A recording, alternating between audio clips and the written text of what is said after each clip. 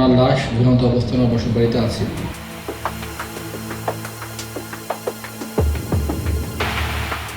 ষোলো আনা বিনোদনের রঙিন দুনিয়া নাকি এক মরণ ফাঁদ?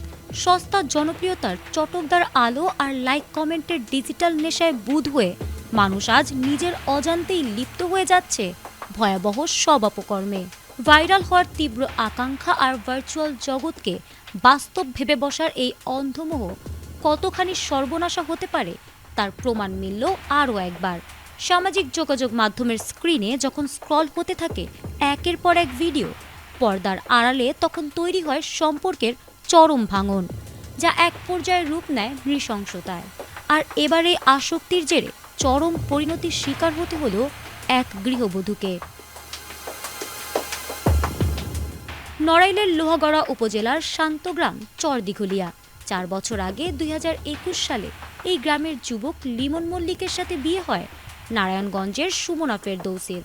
এটি লিমনের দ্বিতীয় আর সুমনার ছিল 4 নম্বর সংসার। অতীত ভুলে ঘর বাঁধার এই গল্পে বিষ ছড়ায় টিকটক আসক্তি।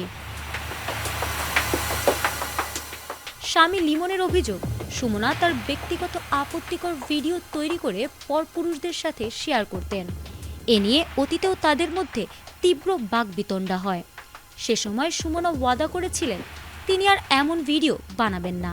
সঠিক প্যাড আর সঠিক তথ্য দিয়ে কেশু সামলে নিব এক হয়ে। Monalisa sanitary napkin. কিন্তু কিছুদিন পর আবারও একই কাণ্ড ঘটিয়ে বসেন এবং লিমন তা হাতে নাতে ধরে ফেলেন। সোমবার সকালে সে আপত্তিকর ভিডিও নিয়ে স্বামী স্ত্রীর সাধারণ কথা কাটাকাটি মুহূর্তেই রূপ নেয় চরম হিংস্রতায়।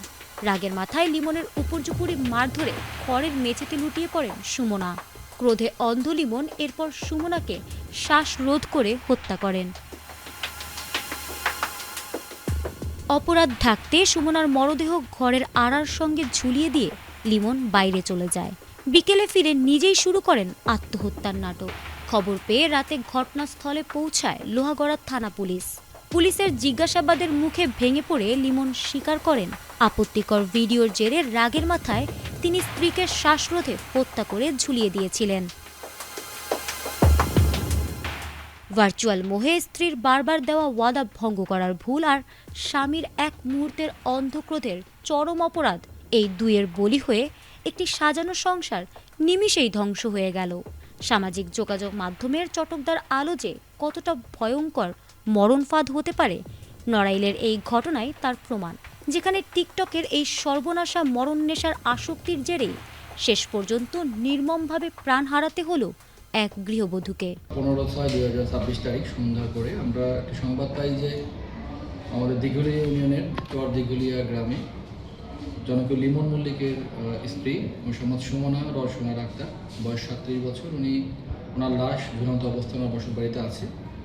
পরবর্তীতে আমরা আমাদের একটি টিম, আমি সহ আমরা ওখানে উপস্থিত হয়ে সেখানে লাশ উদ্ধার করি এবং লাশের সুরতার প্রস্তুতপূর্বক পোস্টমর্টম করার জন্য নড়াইল মর্গে প্রেরণ করা হয়েছে।